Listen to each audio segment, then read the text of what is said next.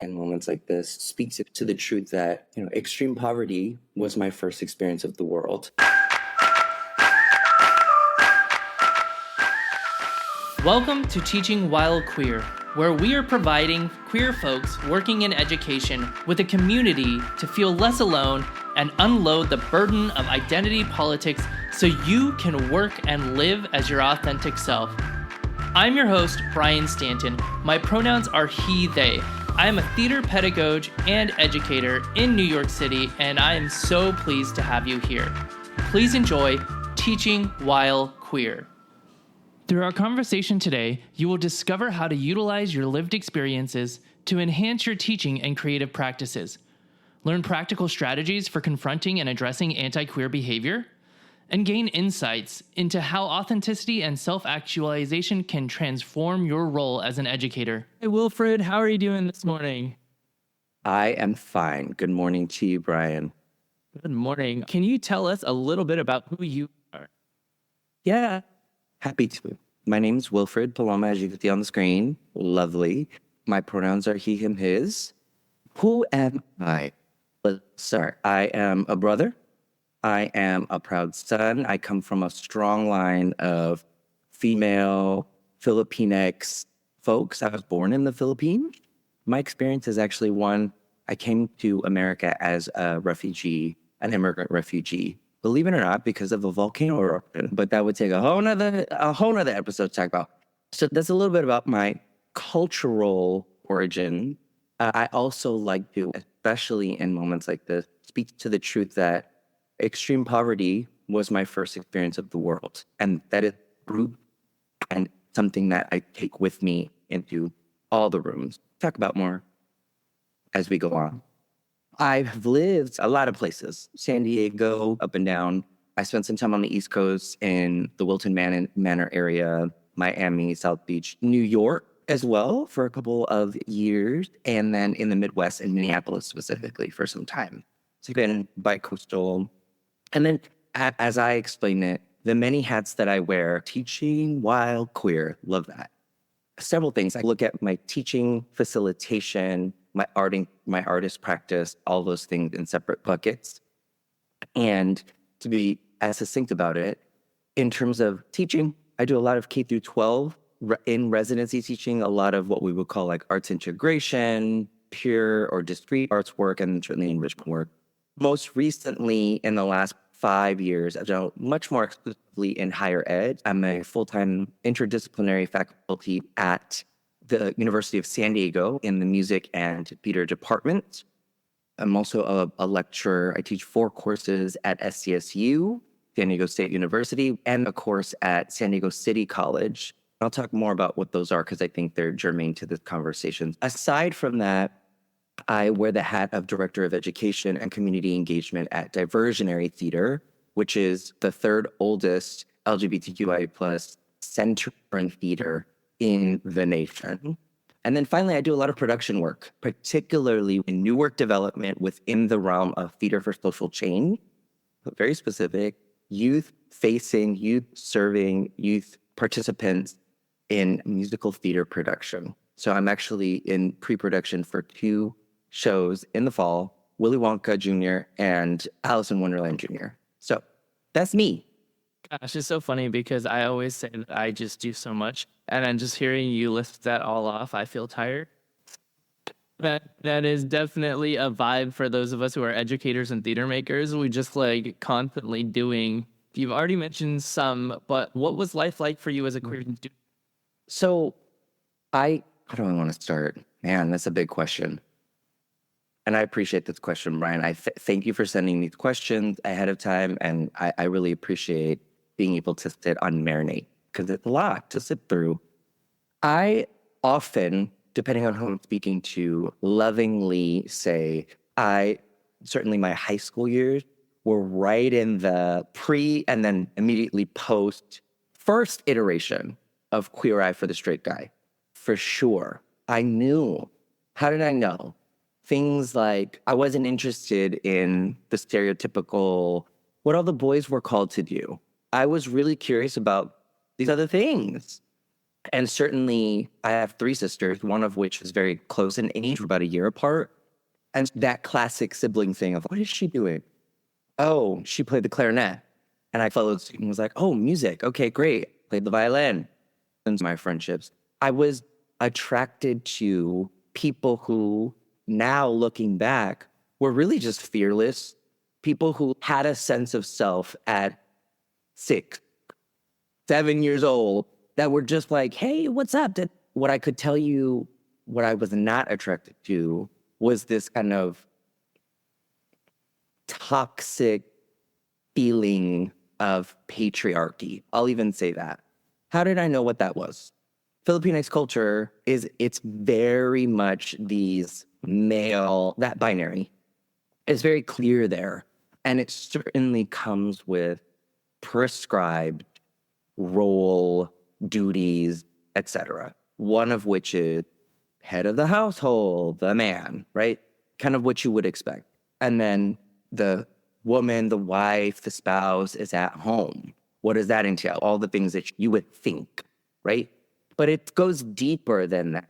There's the emotional side of what that is. And certainly when I say toxic patriarchy, one of the things is that kind of dismissal of how I'm feeling, and really the declaration of that and cultivating that. So no joke, all of my, now thinking back actually in this moment, all my kindergarten teacher through 5th grade, all of which were these amazingly empathic, challenging women teachers. And that energy, I really was like enthralled by. So I was the kid that, hey, can I stay in class and help? What are you doing? Right? And also remember, since I came over, English was my second language. So I had a lot of, in the front end of things, a speech pathologist, right? There was a lot in that to unpack for me. And luckily, because one of the tropes you hear all the time are like, Asian people, we're smart, whatever. I like learning. I will say that. And how did that show up early on? I was like just voracious in reading. I was just curious, truly.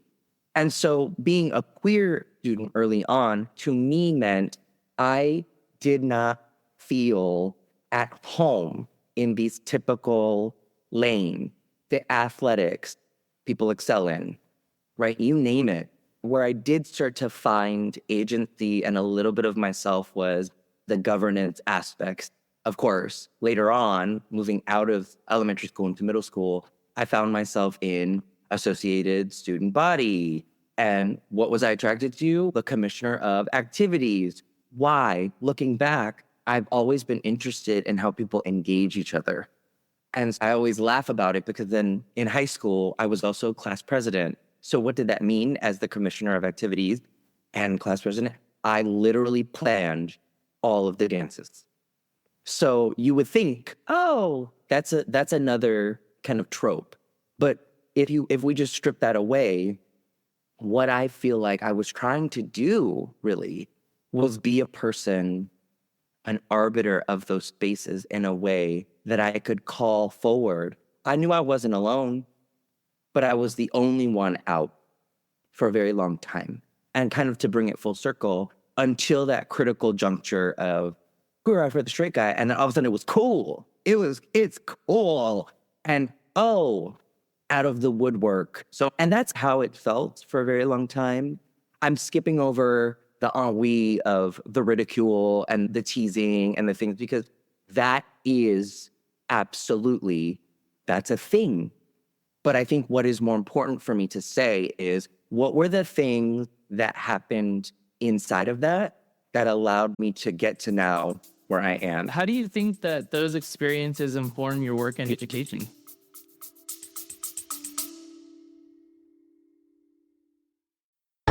I'm Anne, co-host of Transparency in Teaching, a part of the Education Podcast Network, just like the show you're listening to now. Shows on the network are individually owned, and opinions expressed may not reflect others. Find other interesting education podcasts at edupodcastnetwork.com.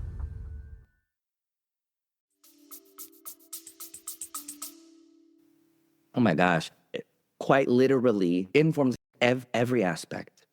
One of the courses I teach is the art of teaching artistry. It is a mixed bag of like graduate students and undergraduate students. And the three threads in that class that I talk about and facilitate toward is, what is your artistic practice? What is your teaching and facilitation practice? And what is the professional landscape, your ideal one? And we start to talk a little bit about the synthesis, its interconnectedness, but also how you do that for yourself. Cultivate these things. That is my life. That's what that is. And it gets prickly, it gets crunchy. I don't come to, and this is just who I am, how does it inform my teaching? I pull a lot from the dialogic pedagogy, andragogy that exists. Certainly from Freire, certainly from Boal, and folks that see education as that, as opposed to the dominant culture American way of education. We still see it a bit, that I am teacher, download info, you will learn. And what is the assessment? This is the summative assessment, whatever that may be. And I just want to be clear that that is not an indictment of that, more than we must recognize that is what, it has not changed. What has changed is people's ability to step into self. And that's another thing that I pull from, right? Growing up the way that I did, it postures me differently to how I engage with colleagues.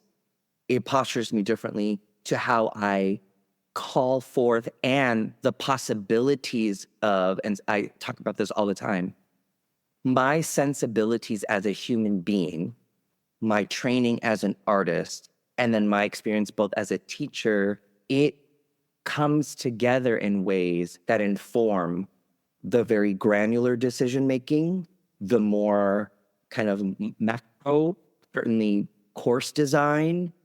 How do I call more diversity into the room, certainly from participants, but then in terms of how people learn? How do I, in moments where folks don't have that cognition of self, that's the facilitation aspect, right? We can't say to somebody, learn this about XYZ or about yourself. We can be mirrors. And that's where it gets prickly for students, is that I certainly know what it feels like. And I don't like that. And that doesn't foster the environment that I feel successful in, regardless of what hat I'm wearing. Absolutely. It's funny about establishing your worldview and then just running with it. I think I wish that our frontal cortex is developed earlier so that we can run into the world as adults with, because it does take. What are some things that you do to Okay, this is one of those questions I was like, oh. I'll start with this.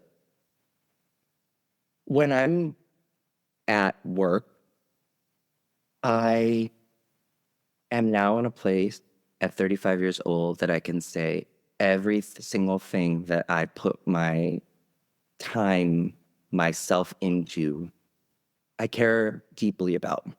So it doesn't register as work. Yeah, I could feel tired because it takes a lot, but it's things that I know who I am. I have a strong sense of that. And I'm interested in the reach and the impact. And those are the things that I always recalibrate around. And so how this connects to this question of confronted by anti-queer behavior, certainly in spaces that I work, I find it easier to move through those things.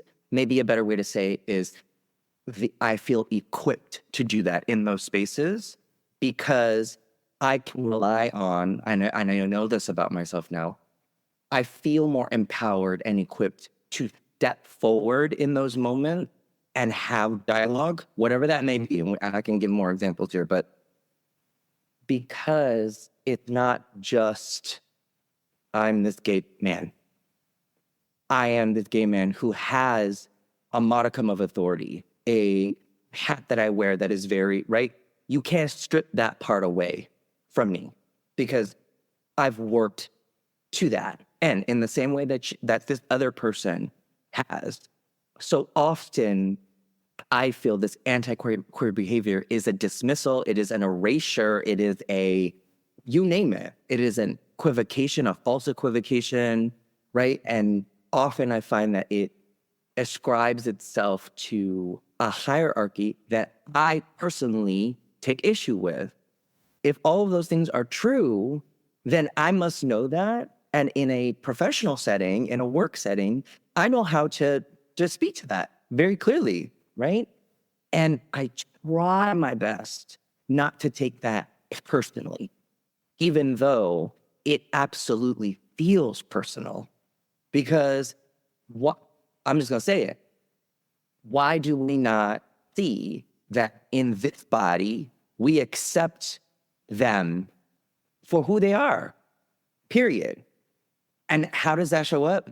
The fit that they're wearing today, right? People can get away with certain things, right? There was a time where tattoos were frowned upon. And now I see high school teachers with full-on sleeves and things. We've grown past, I think, a little bit of those optics, right? In some ways. But what we don't, I feel like we haven't grown out of yet. And I'll attach it to this. I see in the age of social media and technology, this echo chamber of nonsense and toxicity. People reply to things, these TikToks. I don't have TikTok, but I know what it is. I'll read these comments. I'm like, why, quote, why are men so feminine today? Like things like this, it explodes my mind a little bit because it brings me back to growing up. And like the constructs of what those actual behaviors are and how we assign those things, down to the Barbie, down to the Easy Bake Oven, down to the stickball, down to, it's just really, what is the activity and how are we engaged in it? Why are we engaged in it? Like, I'm interested in that. And I'm also like, at 6, 7, 8 years old, we're already doing this, as opposed to a myriad of other possibilities. As adults, why are we scared, it seems, to have those types of conversations? Oh, you're interested in that? If I would have had a teacher, a male teacher at that, to say to me, you're interested in that, that's cool, let's. And somebody with that level of authority that takes that much space to then cultivate that in front of young people, what could that have done? I wonder.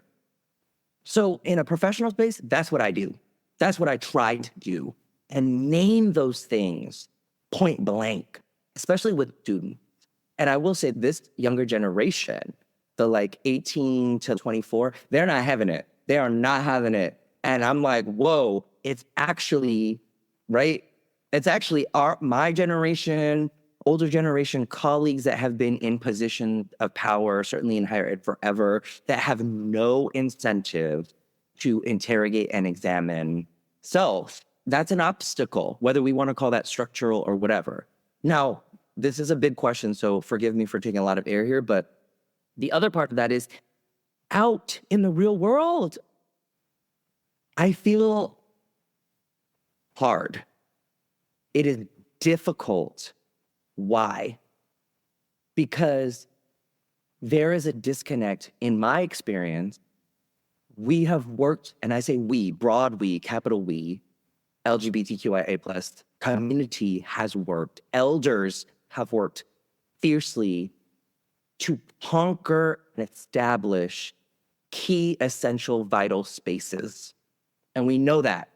We know that as evidenced by Stonewall, right? That's like the impetus, right? The catalyst moment. A lot of people see that in our legacy ads. And I don't dispute that. I think, yes, absolutely. It exploded what we now see as our kind of revolution. But here in San Diego, we have that too. We had things like the Caliph, which no longer exists. We had Moe's, which was before Hamburger Mary's, which Hamburger Mary's is now coming back, and other queer spaces. But the loss of that understanding within our larger cognition, coupled with technology and the immediacy of seeing in a post or current RuPaul's Drag Race era, it can be very, how do I say this? The conflating of reality sometimes, I think, occurs where we feel connected more globally, right? But then in space, we take for granted some of these things, and it shows up how we talk, the way that we talk to each other. I wrote a whole thesis about this. It's the hyper-sexualized nature of gay male culture, period. We could talk about that for a minute. And how specifically, and I'm going to call us to task, gay men, we as a subculture in the LGBTQIA plus broad spectrum, we uphold a lot of the same white supremacy, male masculine tropes. And also, how do we see that? Again, this false equivocation of value, of self-worth, in the way that we immediately assume, oh, this is going to be a transactional thing. How about we pump the brakes? And in the same way, we want to feel uplifted by, right, dominant culture and theme, that we need to acknowledge that is work we must do with each other. But as an educated person, I feel like I'm called to say, that's where it gets muddy, people. We must be better than that. And how I feel that in space is I know who I am, and I know when that type of looking down at or, right? Because we don't walk around with, nobody cares about the diplomas. Nobody cares about the whatever. But once you have a conversation with somebody, then you start to understand. But see how starting one, igniting a conversation requires curiosity. And I don't think that when folks are used to sitting on their kind of high horse, so to speak, that they have any incentive to cultivate that with other people, and certainly outside of themselves.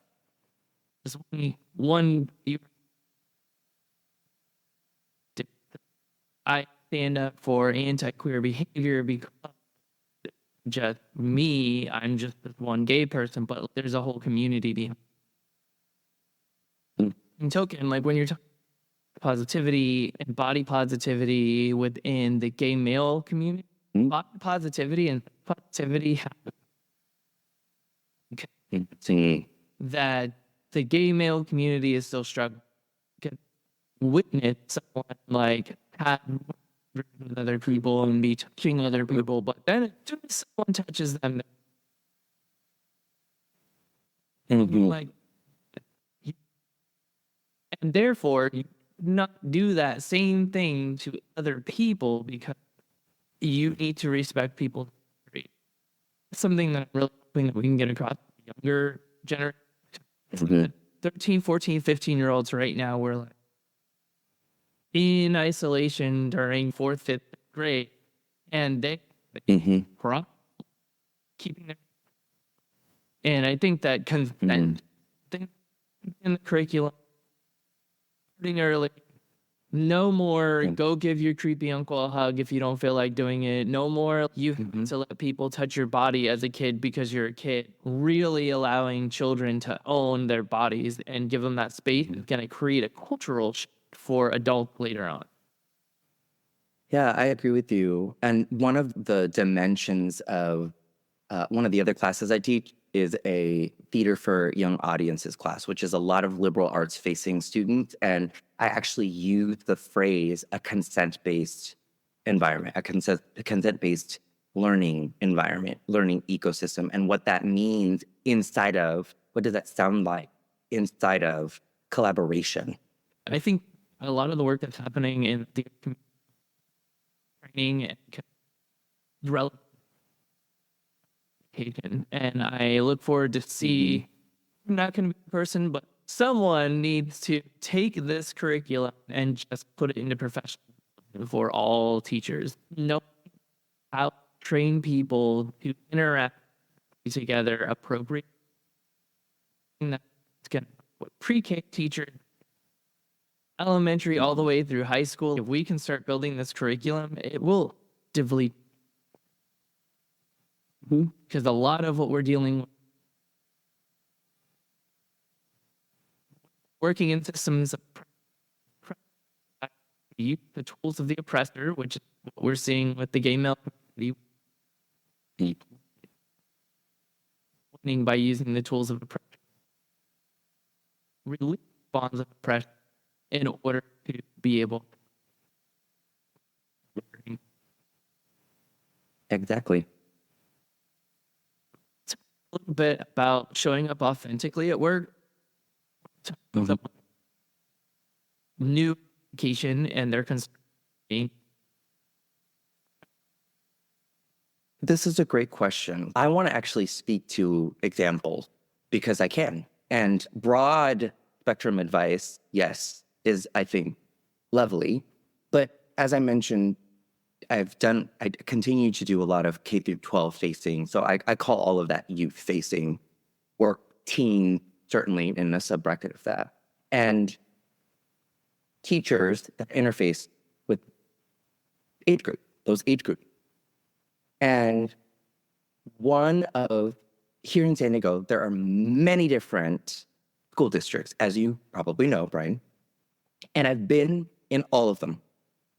And I would say that, did I meet teachers who were in this situation? Absolutely. Last I checked, the only one that has basically this program where they have a credentialing program within, and you can student teach, and they'll pay for your credential. Here in California, they do that. And so I was there, and I was doing this residency, arts integration residency, with all the fourth grade teachers, which was 4, and all of their classes. And if you don't know what arts integration is and you're listening, oh my God, please check it out. It's wonderful. The Kennedy Center has wonderful resources about it. But it's essentially you teach a core discipline and you teach a art form to one another. And so this was history and dance. What I noticed very quickly was the shifting, like the artifice that is teacher. And then when the students leave, the hair comes down. We had a lot of conversation with this particular teacher and also in group conversation. And the takeaways that I got from those moments were, it's still rooted in fear of losing a job, fear of being judged, you name it. If this was a play, it's like life or death. That's what it feels like. So people need to understand why, when we say being authentic, it's not a frou-frou kumbaya thing. It feels like a weight of the world. And could you imagine, just like we say all the time, 8 hours of sleep, that's a lot, that's a chunk of your time, right? Hello, we're working a whole lot too. So if that whole chunk of time is not a space where you even have pocket of vibrating truly, the sense of humor of you, how you adorn yourself, how you self-express, I think that's where us as artists, right? Artists, capital A, and as educators, we naturally, there's a confluence there because we know it feeds us in a way. It frees us in a way. And that's what I want to get to. It's, if you're interested in having that greater sense of freedom in how you connect with people, how you connect with certainly your student, your colleagues, how you connect with families, how you do all of these things, it comes from a strong rooted, and that I think this comes back to not to raise up in a like braggadocious way, because it doesn't feel like that to me. It feels like a whole lifetime of self-actualization. That's what it feels like. To know that in a moment, to go back to your question about confronting anti-queer behavior, when a parent of a student, I'm not here for them, I'm here for the student, and I'm talking about a youth student, to know that their fundamental foundational issue with me has nothing to do with me, but it had everything to do with standing our ground and simply demonstrating and illustrating the grace and the beauty and the truth that is this. You can feel however you want to feel about that, but I'm going to come to this moment in an intelligible way and a human way, and I'm going to call from you that. I'm going to require that you do that. How? Maybe not like actually saying that, but in the way that I engage you and listen. Right. And if you start to act up, I have the power to name that. So showing up authentically also means that sometimes I refer to it like layers of armor. Yeah, there is a level of artifice. We see these circulating gifts all the time. Like a lifetime of queerness is unlearning things, but also realizing what parts of myself are actually myself, and which were like self-preservation, which were all these things.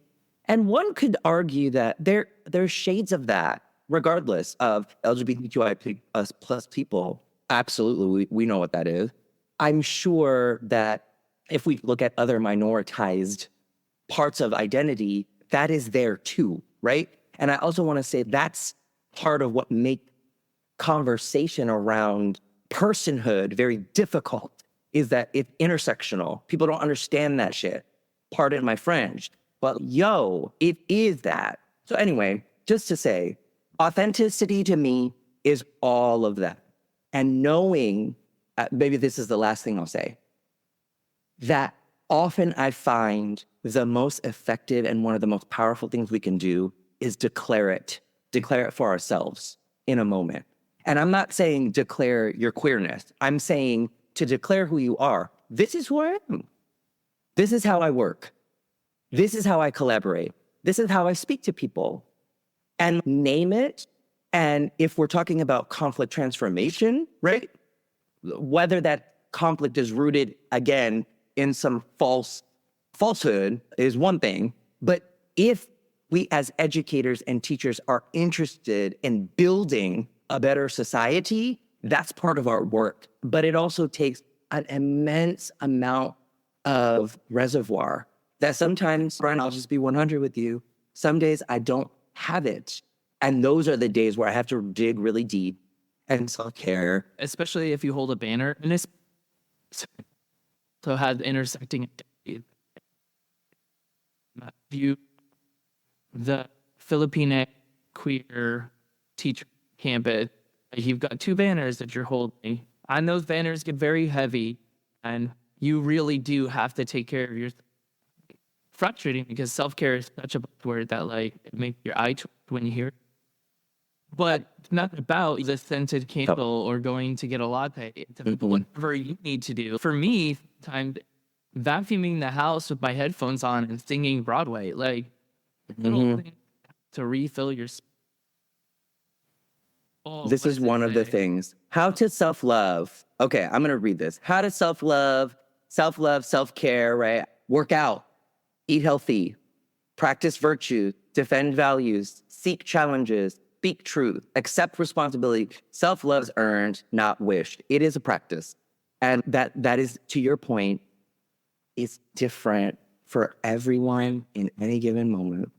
And sometimes it's putting the headphones on. And today's self-love moment for me, to be honest, was I was supposed to go to the gym this morning, and I was like, I need to rest if I'm going to go to the gym 4 times next week. Like, I just need this day. And so it is a moment-to-moment thing. There were a couple other things that you mentioned that I think are worth amplifying. The first, you mentioned this sense of armor. And the thing is that authenticity doesn't mean no boundary. Being authentic means you have boundaries. It means that I don't think of it like filters as opposed to armors where things are getting through, but they're adjusted, right? I used to tell my students that their teachers were the best actors in the world. They would be Academy Award. These children will go home and literally have no idea what the teacher, what their life is like. They have no idea. Because you can be your authentic self and who you are, but also still have appropriate boundaries. And I think something that's worth elevating, because I'm fear that some people are like, if I'm going to be authentic, I really have to go at it and be authentic and there's no lie, and there's no boundary. But that is one, exactly. Two, can put you in really tough situations, especially if you work with teenagers. Yeah. And that's that they want to share with you.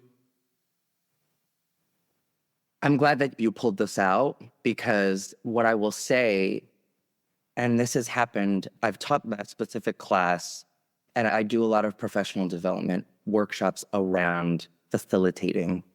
And one of the points of contention often is this. And I think the best way that I have successfully spotlit it is really what you're getting at, which is you as in this mode, because we are fluid human beings. And in a given moment, as a teacher in the room, sometimes I have to, if it is, for example, an altercation with students, that's a different activation. If it's in the middle of this kind of learning moment, and it's more of a straight up teach, like it's a textbook, it is more an analyzing, that's what I mean by a straight up teach. That's different. It activates different. And there's many others, but that in any of those moments, when I say declaring, sometimes what I try to do, I'll say, I'm approaching this from a place of deconstruction. So I'm going to actively say to you, I'm putting this hat on, and then we're going to speak from this place. Okay, I'm going to take that off, right? Can I be 100 with you? Are you in a place to receive this a more personal coming from self for a moment? Yes, you are, or no, or talking about this consenting, the consent property of things. But with teens, it's so important that showing up authentic also requires us to know, articulate, and calibrate in an appropriateness with them. We can't assume things, right? And authenticity of self doesn't mean everything. Like we air all of these things. It's not what it means. And I think that sometimes is also a conflation of this is not the Pride Parade, right? If the Pride Parade is like I'm just using that as an example, the ultimate platform of self-amplification, I love that word that you used, right? Then a classroom, let's analogize that a little bit. Then a classroom, let's be sure that we are functioning to the clear aims, goals of this space at this time. It is not about me. We are here in service to something, but we can say that and also say that sacrificing self is not okay. That is the arena. Entirely. It also brings back to this important point. Or if you're listening, you'll just listen back to his introduction. It's not here and I'm an educator and let's move on. I am an artist, I'm an educator, and I am this. Identity politics right now is really playing into is that if you are a queer educator, that's all you are. Queer educator, and that's all you are, except for I am a father, and I am a singer, and I am an educator, and I'm an artist, and I'm a designer and a technician. I do so many things that make up who I am. I'm a philanthropist. I am a podcast. And these aren't just like jobs and titles that I'm doing or roles that I'm playing. This is a part of who I am. They all encompass me because they all require some sort of training that has developed into the person that I am today. And so when you're talking about identity, it really is important to name it and truly name it in a way that's not isolating yourself by saying, no, that's not all of you. That's not all of who you are. That's not who you are. And that's your job title plus a part of your identity. What the rest of it? I feel that way as an educator. I say I'm an educator, even though at the moment I'm working as a technical director. I will start teaching again soon. I educate people in lots of different ways. It's a part of who I am. I was the oldest. I was always the person who was like teaching the little kid. It's a part of who I am. But I'm not that to be a teacher. I'm an educator. And so really thinking about what your identity is so important. But I want to get into these final questions because I think you've done. The first one is, what can the education community do to be more inclusive of? That is a brilliant question. And I would say to you, California, it in my experience, and I'm talking about the UC system, the CSU system, the junior colleges here, right? There's a very pronounced effort not without challenge too, right? I'll give you a clear example. I went to the San Diego Unified flag raising, and that's right up the street from Diversionary Theater. For those of you who don't know, San Diego Unified does a pride flag raising during. Thank you for clarifying that. And so there's that. And also in the South Bay of San Diego is very spread out. So South Bay, we lovingly refer to below the 54, which is a horizontal, if you're looking at the map, freeway. And that's basically from there down to the border. We refer to it like that Bay. And so down there's a community college district. Southwestern is a big part of that. And I teach off and on there. And so there's a new performing arts building. It's beautiful on Old Side Lakes Road. And some of my family lives up there. So I go and I frequent. And there's these 3 flagpoles, and I'm driving one day, and very prominently, like this is, and I kid you not, the threading or whatever it is in this flag, it just seems even more vibrant. And it's a large size flag, and it's there. It's out there. In a time where we don't know where the hearts are of our leaders. And people want to play politics in this way. Because when it comes down to it, the capitalism that is, our social entanglements are what they are. And at the bare minimum, speaking to risk, we're talking about people speaking out of turn, people saying things, and then what is the consequence of that as it relates to livelihood? I'm not dismissing that, I'm pulling that out. And it says something when we can approach a conversation in a collective way and enough people say, this is a value and belief. And the complexity of that conversation can even be like, yes, I agree. People exist. Like, that's a revolutionary act in and of itself. We exist. That right now has to be cornerstone of the conversation. Because if not, then everything else, it's not steady. If we cannot agree that we have and always will be here, and that you don't get to decide that, it's a precarious conversation. So to the point of inclusivity, those conversations have to happen. And people have to be able to have prickly, crunchy dialogue and say, at the bare minimum, we don't agree. But also, I'm a whole ass human that also has value and also gets to speak. And we don't get to allow each other to negate those things. And that's hard right now. It's hard.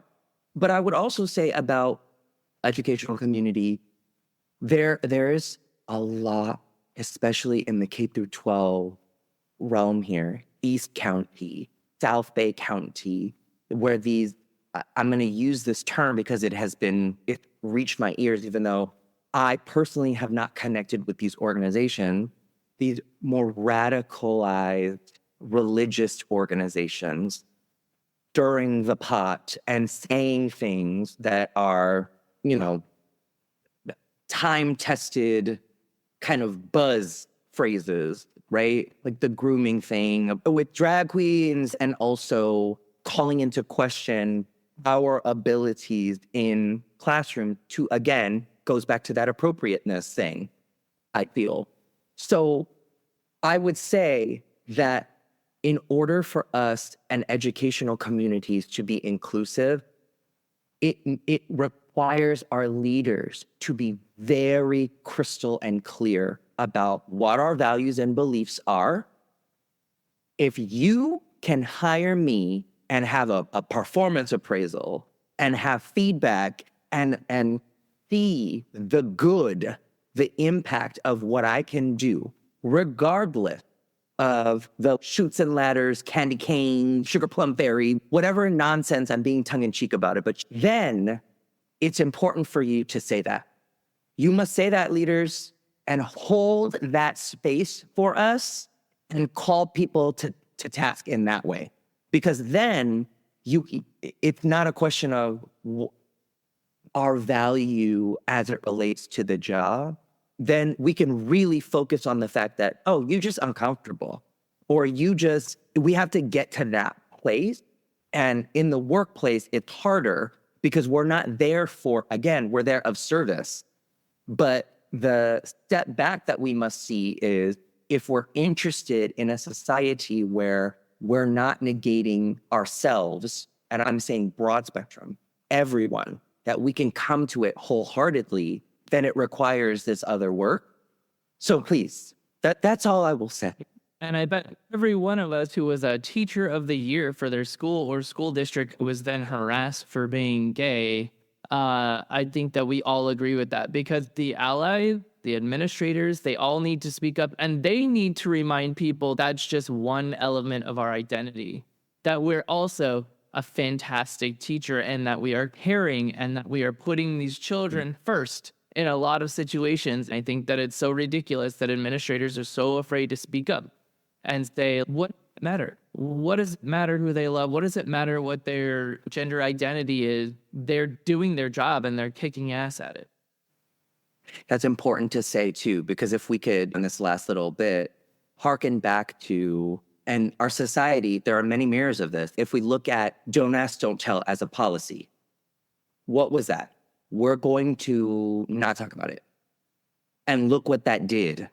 And if that's the approach here, why are we thinking that there's going to be any harm and reduction of humanity and all of those things start to happen? That's not a surprise. So we need to be more sophisticated in the way that we step to that conversation. Absolutely. And I think for me, it comes down to we recognize and we name it, and then we say that it doesn't have any. It's like left-handed people for so long were demonized. I was born left-handed and was forced to be right-handed when I was 5. And so left-handed people got this bad rap of being devil. It's from the devil and whatnot. And it's all just a social construct. Wild. So wild. And it's once you just realize that, oh, they're left-handed, and it doesn't change anything else about who they are, move on. You could be short, and it doesn't change who you are and how you do your job.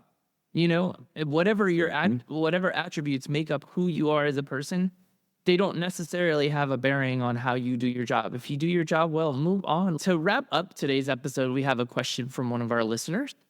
Okay. So this question comes from Rachel in Florida. Rachel asks, if you could sit down with a queer icon, who would it be and what would you talk about? I am a Scorpio and I tend to be very intense about all things. So who I would say, and there's many, but I think the first name that came to mind was James Baldwin immediately. Yes. And why? Obviously, top notes, right? His clear sense of activism, his speaking to intelligible conversation and dialogue, this person who sees the world from a place of deepness and also isn't afraid to speak these, and especially when he was alive, the hard truth. And when we talk about intersectionality, we're talking about this person, this queer man, this gay man, this Black man. And whoa, therein lies why I would speak to this human being. And I will say this, at our gala, this past year at Diversionary Theater, one of the kind of live events was we pulled it from the Lambda archives here, our local chapter, an interview that was conducted, and he was the interviewee, and it was read aloud, like a verbatim performance. And oh my, you would think that the interview was now. And that's why I think I would want to speak with them and not to be fatalistic, but ask the questions of like, look at where we are now. What is your guidance? How do we, in your lifetime, what were things that you celebrated? We need hope. We need that. We can't lose that. And also knowing that it's about the journey and it's not about the outcome in that way. And we have to fall in love and embrace that, even though that it can feel like a lifetime of fleeting. But, you know, one could be said by our elders and look at, you know, the life in comparison to where they were and where they are now. We have to hold each other up. So it would be James Baldwin. We're going to be doing a celebration on my campus. Look at that. Because he's also someone who's influential in my pedagogy when I think about culturally responsive teaching and I think about trying to connect with students from everywhere, making classrooms inclusive. Yes, he was an actor, but man, was he an educator. So thank you for that. And Wilfred, thank you so much for spending your morning with me. I really appreciate it. I've learned so much and I appreciate your insight. And man, there's just so much good content from this conversation that I hope people are able to take away. Thank you. Thank you to you, Brian, for making this space. Thank you to Teaching While Queer as now a platform and a flag in and of itself. It is so important. Today, we discovered how to utilize your lived experiences to enhance your teaching. We learned practical strategies for confronting and addressing anti-queer behavior in educational settings, and we gained insights into how authenticity and self-actualization can transform your role as an educator. Thank you for joining us on this episode of Teaching While Queer. Connect with fellow queer educators and your favorite guests on our online community at www.teachingwhilequeer.org. New community members receive a free resource focused on creating an inclusive classroom environment. Have a great day.